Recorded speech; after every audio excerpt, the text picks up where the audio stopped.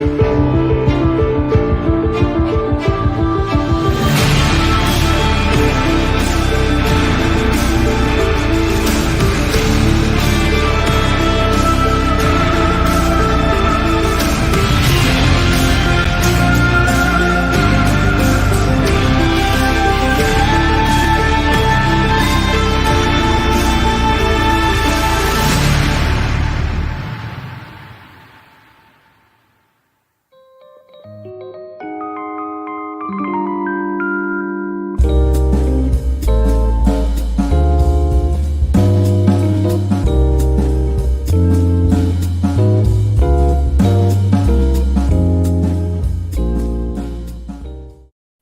most important topics of all time. All time. Of all time. All right. We have Tim Seavey from San Diego.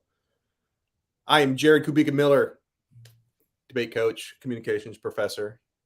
Where the heck is Matt?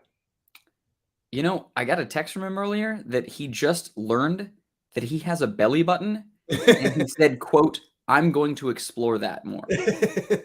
So whatever that means, that's what Matt's doing tonight. I mean, it can only mean one thing. All right. Well, maybe two things. But yeah. Sounds so we got an IPDA night.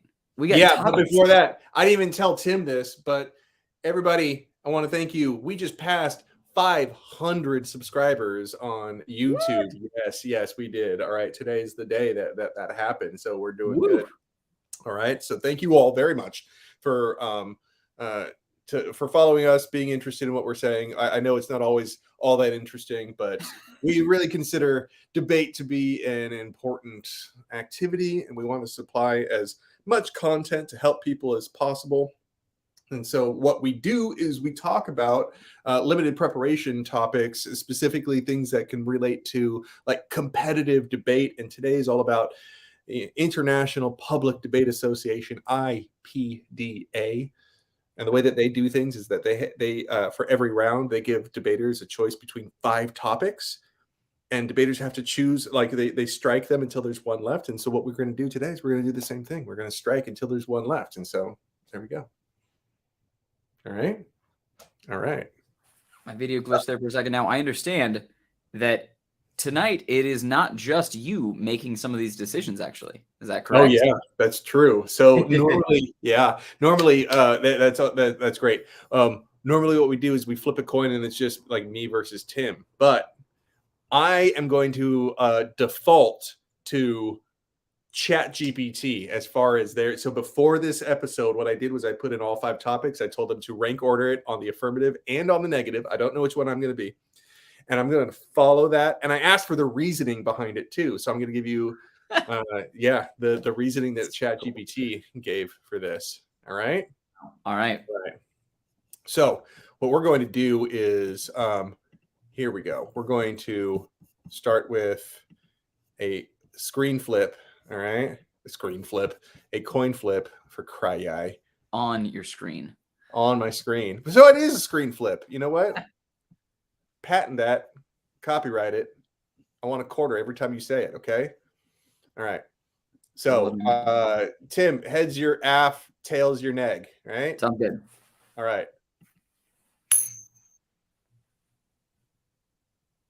All right. I think you've been neg a lot of times, so that's kind of refreshing. Yeah. Yep. Yeah. So nice. Yep. Good. I mean, just statistically, you'd have to eventually, land it. So here it is. Today's your day. So I'm going to go down to the negative, and so I'm going to strike. I asked ChatGPT to rank order them from worst to best. Worst to best from the perspective of the negative debater. Okay, here we go. Here's the first. I think you could agree. Yes. Yeah. Yes. Yeah. Computers are at least as smart as us. Now, just to let you know, ChatGPT also listed that as the best topic for the affirmative. No. Yes. Really? Yes. Okay. Yes. Fascinated to hear the reasoning behind each, because I have fairly default reasoning of metaphor rounds are mushy and don't really have ground and are difficult to come to a sound conclusion in a competitive round. But what did they say? Okay, so let's What did start the it say? negative. So I'm the negative, right? It's Yeah. like it said that this topic is ranked last because it is likely to be difficult to argue against the subjective nature of experience and the way in which perception shapes or our understanding of the world. I mean, that's really pretentious and like get off your high horse, you stupid robot. Like you think you're smarter than us because you can use words like perspective and subjective. Yeah. I just think Okay. it's like you can't predict what the affirmative is going to say. That's that. I mean, that's really what it is. Like I have no idea what they're going for. But you want to hear what they said on the affirmative? Why they put it as the best? Yeah. All right, here you go. So this topic is ranked first because it presents an interesting and thought-provoking debate about the nature of reality and subjective experience.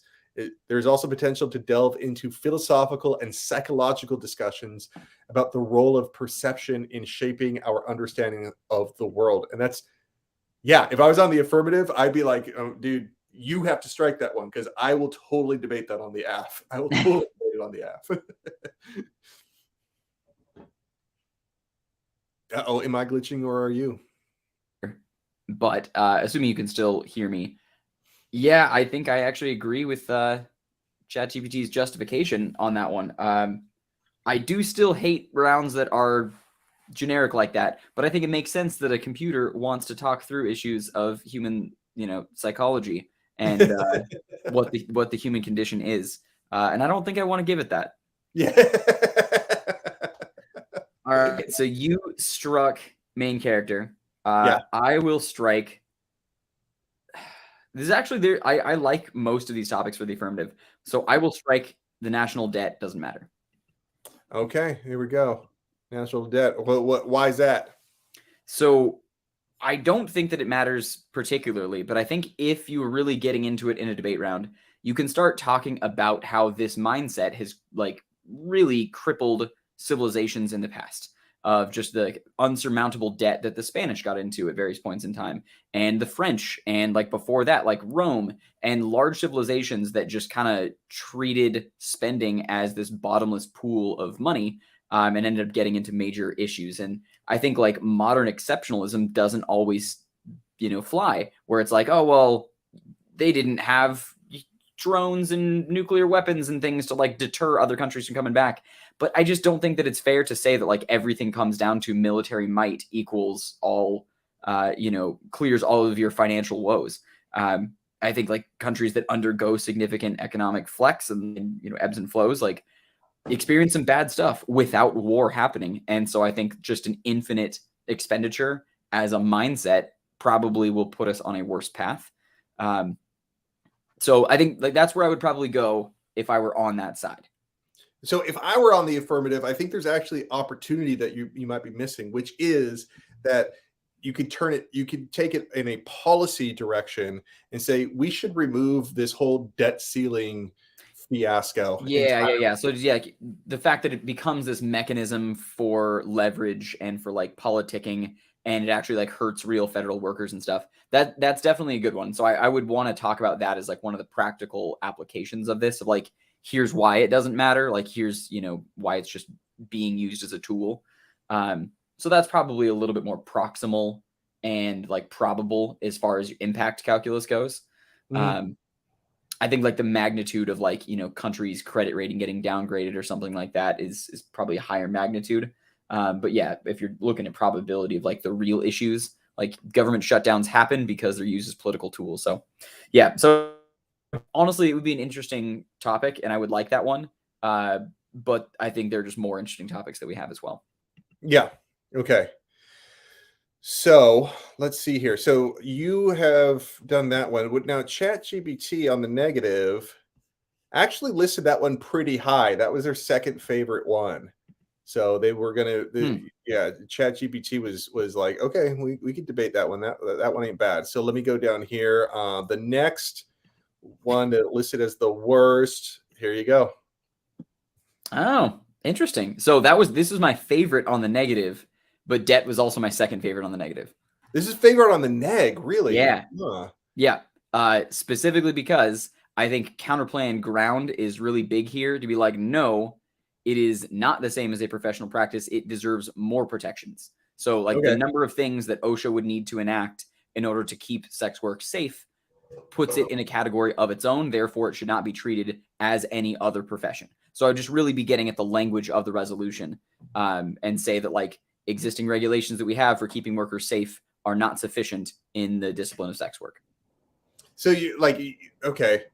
Because on a theory level, once you start saying it's like we'll counterplan by giving more protections, I'm like, oh, it's man, permissible, right? Yeah. That's my first reaction is that you could permit, but I think like I would probably have to say that that it's like linguistically competitive because I'm saying like, okay, whatever their plan is like normal means OSHA does this thing.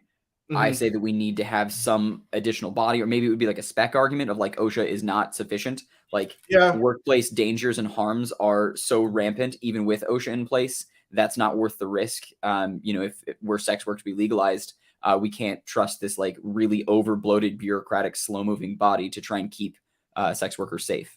Yeah. Because like what I'm looking at as any other profession, like I'm looking at as like there isn't one other profession that OSHA just defines as like, okay, everyone gets these protections. That's not how like, so it would be a term of art that's like, you need to work out protections for them as so like, that's where if we start getting, but I even like that debate because it's a language debate now, you know what I mean? It's like, how should we discuss this? But I think a lot of other people might get bored with that. I don't know. It's true, and we'd end up like not talking about sex work at all. Right. It's like like we're like 98% in agreement, but we're talking about crossing T's and dotting I's in our own stylistic way.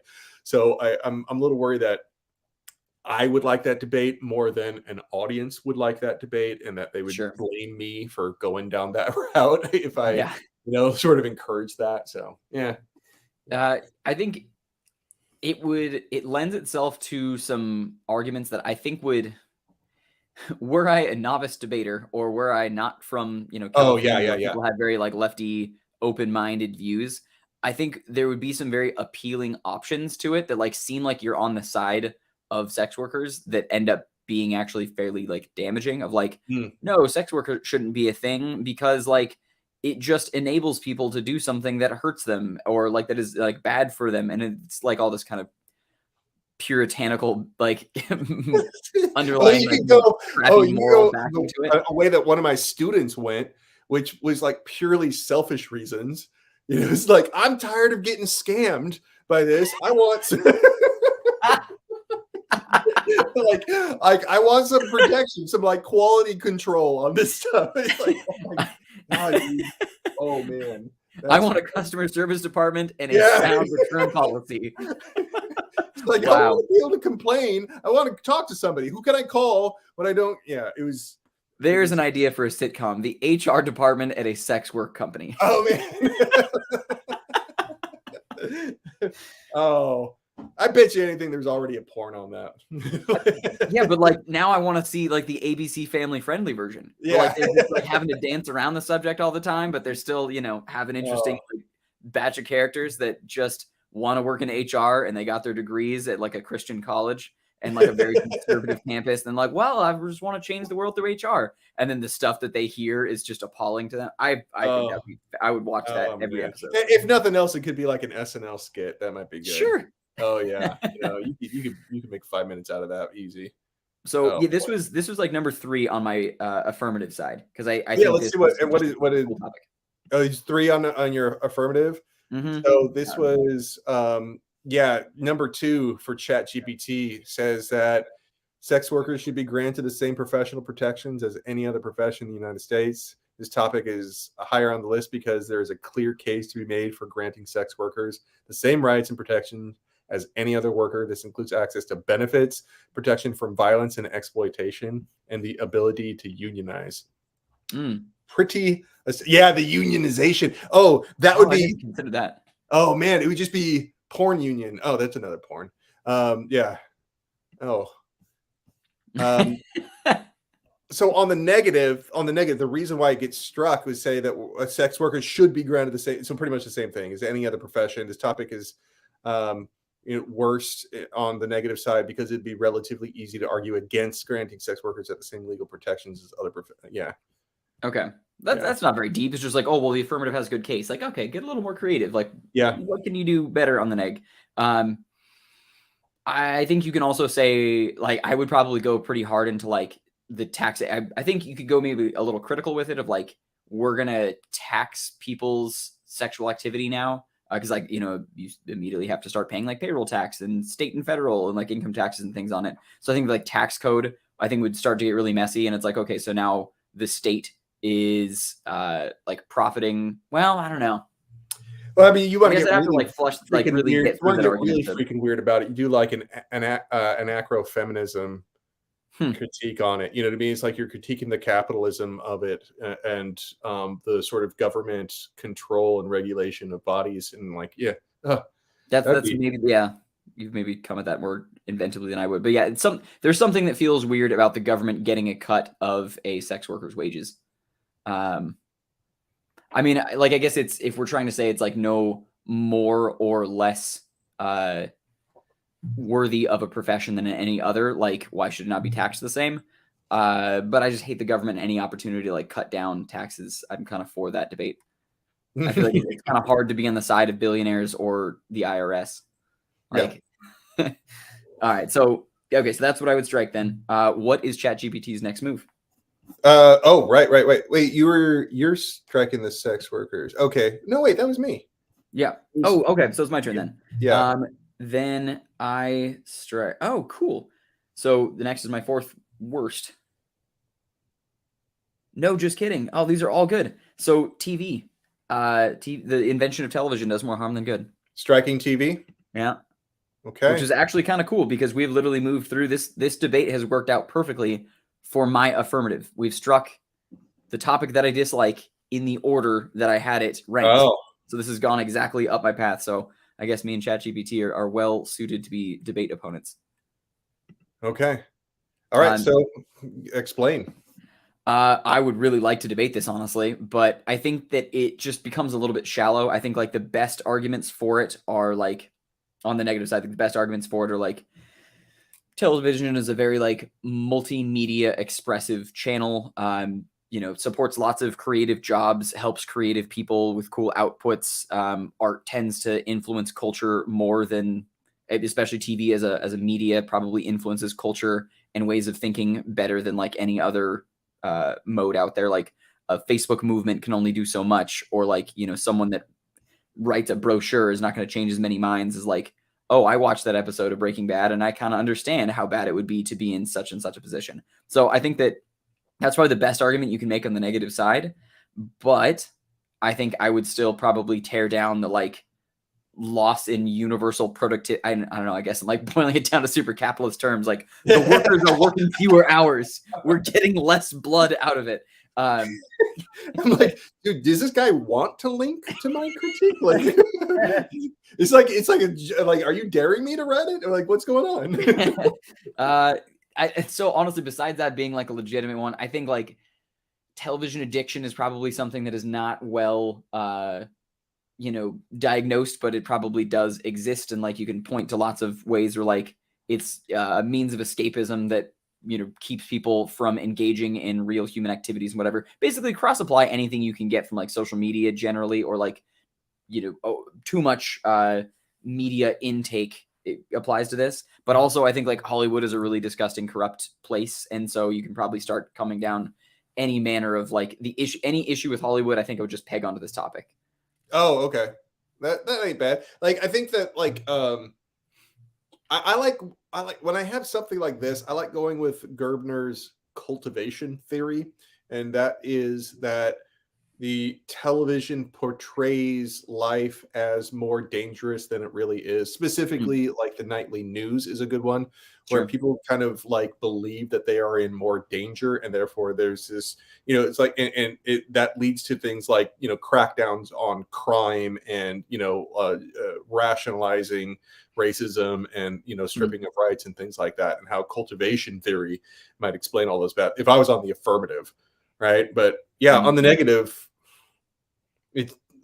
Yeah, like you're talking about, it's like you could just make a big old mess of it. It's kind of like it's a giant, like a giant spectrum of different things. Like I don't see how you could say one thing is like better or worse than the others. It's like television just is. But there's also I just came across a really cool argument that it used to be that you can predict how moderate somebody was by how much television they watched. Right. Yeah, I remember you talked about that on a previous episode a long time back. Right. So that was a friend of mine named Shah Davari. He pointed that out, and I just believe him. So I hope he's right. But but it just kind of makes logical sense too. So like the programming at the time had to be for Middle America, right? Because everyone was fighting for the largest share because there were so few channels. But once there became more and more and more channels, then people can just hack Audience off segment. a little niche, audience or something like that. And Yeah. so you could say like the internet is way worse than the that television has ever been. And in fact, television like brought people to the center, whereas the internet is starting to create divides and things like that. That's interesting. So yeah, I think like audience segmentation, if that's what like divides people, is by dividing them into groups that can then be targeted with particular content. Like, yeah, internet is going to be more segmentable than TV. And kind of funny then that like TV brings them back because like, we can all rally behind a particular show. So this is where I think like fiction, I think you can start using the like value of art and the value of fiction to like cut through modern, problems. And if you can aggrandize the art that is television enough to make it like this is an important cultural staple that sways hearts and minds and changes views and inspires and whatever, like so I think like you can paint a pretty picture, but I think I'd probably just end up tacking it back to like, were it not for TV, like movies too, but if nothing else, like the language of this resolution is the creation of the television, so we're talking about like the physical box. Oh wow. Means that like the greater consumption of media in the home, so like therefore explosion of any published media, so movies as well. And then I think it can capture even a bigger group of like all the bad things in Hollywood are because of people having televisions in their home. ChatGPT did bring up the like promoting a sedentary lifestyle. And so you can pack in like, obesity to that, it's like they track together, if you look at this, at the stats, it's kind of funny. So that's what I was trying to go with. Like the workers are less productive, but that's maybe not quite the cleanest way to polish up that argument. You should run that by ChatGPT. It'll help iron that out for you.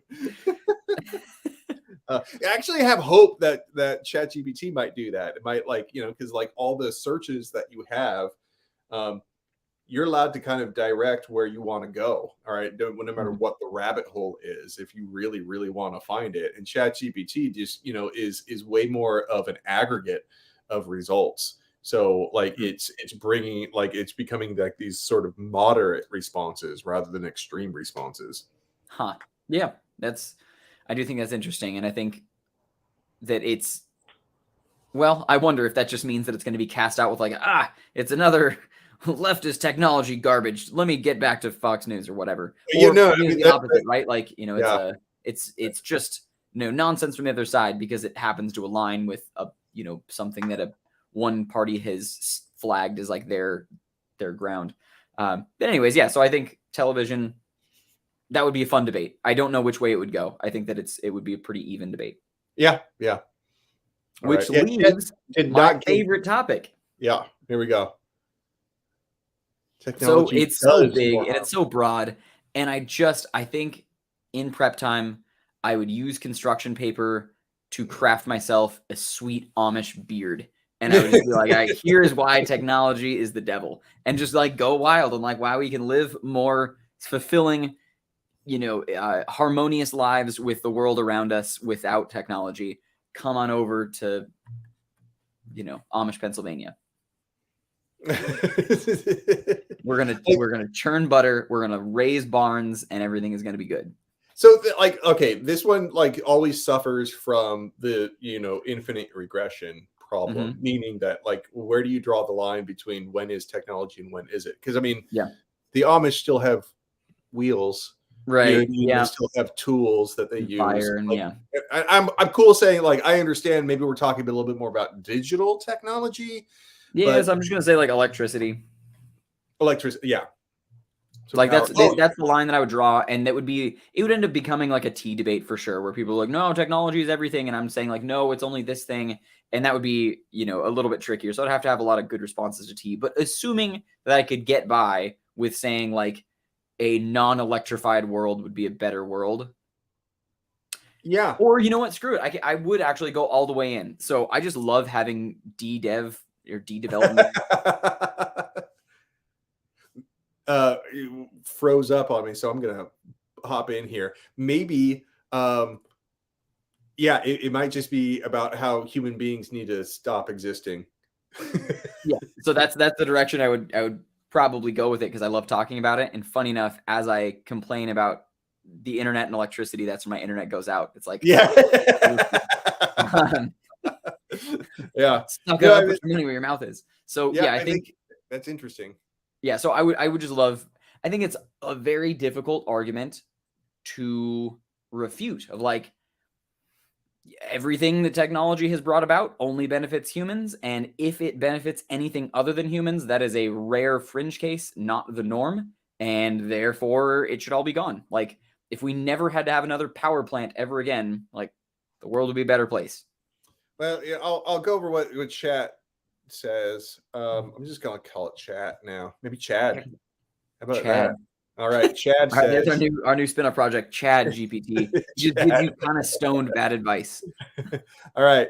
So Chad SMD says, this topic is ranked higher on the list because technology has had some negative effects. It's also an important tool for improving the lives in many ways, such as through improved communication and access to information. Yeah, but all of that just benefits survival of our species only. Like, okay, maybe we like found a cure for, I don't know, panda syphilis in like Ukraine, and they were able to share that information with the rest of the world to cure the rest of pandas, but also pandas should die. So there's that. But like, it's, as I said, like, it's rarely ever used. I feel like technology is rarely ever used in the scheme of all of its uses to help any species other than ours. And much to the opposite, like, it's very regularly used to wreck the lives of other species. Like, we can develop and build things and grow things faster, all to our benefit, which is at direct cost to the world around us. So I don't think that like the tech savior approaches ever really win out.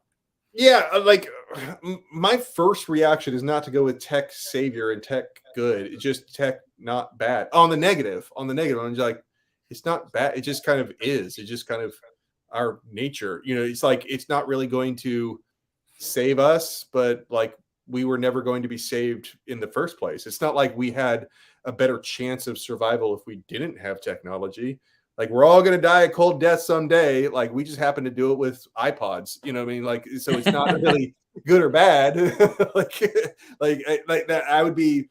I think I'd be doing that. Is like you have to prove that there is such a thing as good and bad. And now, if you're not prepped on that, Oh, there's that debate took like a really weird existential turn that I wasn't predicting. yeah. I mean, that's what I love doing. Like, on these topics, like, so on like this versus that topics, you could always talk about how both of them are equal, right? Yeah. But you can frame that equality argument in many different ways. And nihilism is one way of framing it, that there is no such thing as good or bad. Everything is like, there's like, you can't really define it. This particular topic is well suited for that. It's just kind of like, I mean, technology is just kind of what we do. Like, you're right. It's not going to save anything, but nothing was. So what's your point? Like, I think I'd probably still just say like harm reduction then. Like that becomes my criterion, is like, how do we reduce the suffering of all living creatures, including bacteria, right? Like, yeah, technology has brought about a exponential increase in suffering for all creatures, maybe except for humans. But like all living things have come at the cost, like have been harmed by technology. So therefore, that's how I would frame it, is like not trying to apply meaning or ice cream is good and therefore technology is good because technology created ice cream, I think I would just try and go the harm route. And it would be bleak, but I think it's slightly less bleak than that. I mean, I could. The thing is, like, but you're gonna get into a bleakness like a challenge. I'm like, I think I could out bleak you. Be like, nah, like suffering is inevitable. Yeah, like no, there's a fungus that attacks ants, turns them into zombies, and like makes them like horribly just disfigured, and it's just an incredibly painful process where thorns start growing through their head and stuff. Like no technology, no human interaction whatsoever. Suffering just is. We don't need technology. Like you didn't have to have technology didn't create suffering. Like it just there was a shitload of suffering beforehand, and technology, when it existed, didn't stop it from happening. Doesn't make it bad.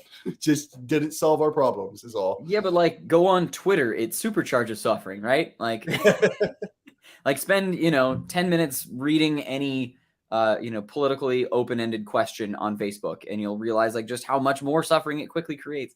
I don't know. I think you'd end up having a lot of like joke around the topic because it's like, yeah, what is suffering and how do you measure it? I don't know. Yeah, I mean, like I might start falling back on nihilism at that point, and I like it. That'd be a fun topic, right? Because I mean, it kind of does get to the heart of that topic, really. I mean, well, I mean, like, does anything matter? No, because I guess technology is big enough. So yeah. All right. So it'd be a fun one. It would be. Well, me versus ChatGPT would be a fun round because honestly, that was each of the topics in rank order. Yeah, I mean, we're good justifications, but I'm interested to see. We'll do this next time and see what it says. Yeah, awesome. All right, everybody. Hey, that is us. Let me get rid of that freaking banner. All right, it is Tim and Jared for Debate Sensei. We will see you next week, everybody, with a little bit more debate feedback and incorporating ChatGPT as always. All right, it's gonna be technology week. Yeah. All right. Later.